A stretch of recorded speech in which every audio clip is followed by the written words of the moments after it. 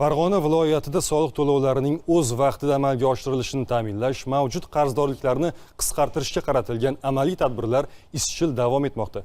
Shu maqsadda soliq organlari hamda majburiy ijro byurosi xodimlari hamkorligida maxsus xatlov tadbirlari tashkil etildi.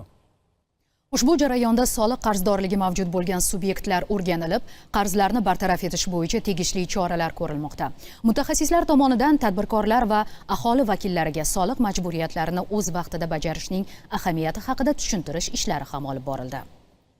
Soliqlarni o'z vaqtida to'lash har bir tadbirkor va tashkilotning qonuniy majburiyati, jamiyat oldidagi mas'uliyatidir. Afsuski, ayrim xo'jalik yurituvchi subyektlar bu mas'uliyatni vaqtida anglamay, qarzdorlikni yildan yilga yig'ilib ketishiga sabab bo'lmoqda.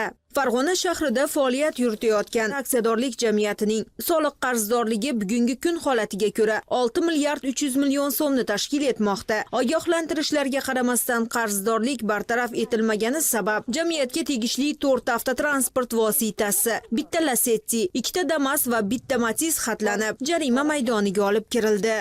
Xatlov qaror chiqdi aka, mol mulkingizni xatlayman, transportlaringizgacha aytib berdim aka. Qarzdor bo'lib turardi, bunday narsa bo'lmagan-ku. Ya xatlovgacha yetib bormaganda qarzdorligingiz to'lab qo'ygan bo'lishingiz mumkin.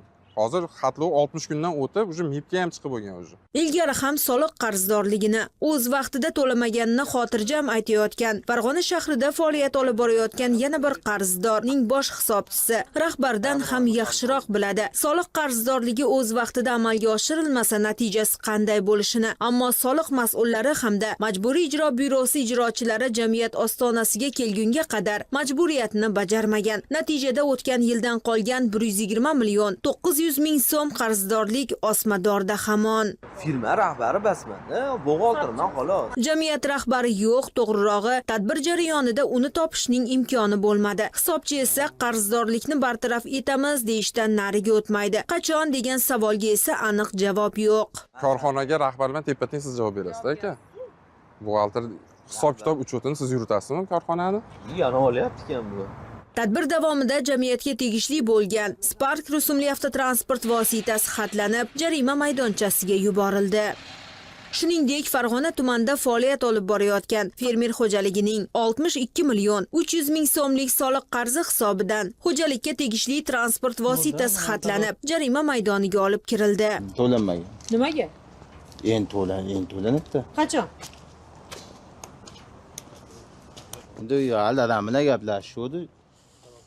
10 kun ichida bir etap to'lab beraman dedi. Farg'ona viloyati soliq boshqarmasi xodimlar tomonidan soliq qarzdorligi yuqori bo'lgan tadbirkorlik subyektlarida o'tkazilgan xatlov tadbirlari natijasida joriy yil mart oyining dastlabki 10 kunligida 71 ta tadbirkorlik subyekti tomonidan 8 milliard so'mdan ortiq soliq to'lovlari amalga oshirildi. Shuningdek, qarzdorligi katta bo'lgan 337 ta subyektning qariyb 19 milliard so'm soliq qarzi hisobidan transport vositalari, bino inshootlari va boshqa mol mulklari xatlovga olindi.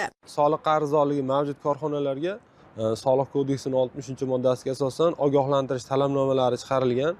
Korxonalar e'tiroz bildirilmagandan keyin bu qarzdorlik tan olingan soliq qarzdorligi hisoblanadi. E'tiroz bildirilmagan soliq qarzi bo'yicha mol mulkini xatlashga Farg'ona viloyat soliq boshqarmasi boshlig'ining mol mulkni xatlash bo'yicha qarorlari shakllantirilib, shu xatlov tadbirlari amalga oshirilyapti. Soliq bu kimgadir emas, davlatga to'lanadigan majburiyat. Uni o'z vaqtida amalga oshirish esa nafaqat qonun talabini bajarish, balki mamlakat taraqqiyoti va jamiyat farovonligiga qo'shilayotgan hissadir. Bu kun Maftuna Mamasidek va Abdulloh Rashidov, Farg'ona.